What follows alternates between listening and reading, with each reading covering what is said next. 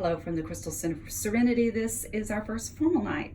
And so tonight I want to show you how you can mix and match and make a formal outfit that's good enough to go to formal night. It's not a wonderful evening gown, but it packs easy and you can use some of the pieces in other ways.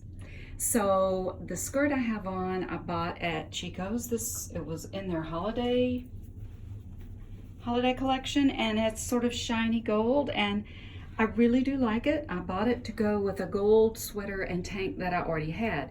And when I put it on, it screamed dowdy. When you're dressing and you're over 50 or you're over 60, it's fine to look your age, but nobody wants to look dowdy. So I thought about what else I had in my closet, and I remembered this black lace top that's one of my favorites. Got it a couple of years ago at Chico's, and I'll be wearing it again with white pants on casual night.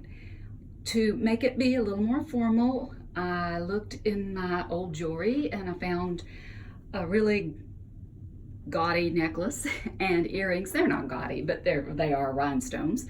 And I put that with it, and then I have some gold shoes. The shoes and the jewelry were from when I attended a wedding. So adding this to it dresses it up.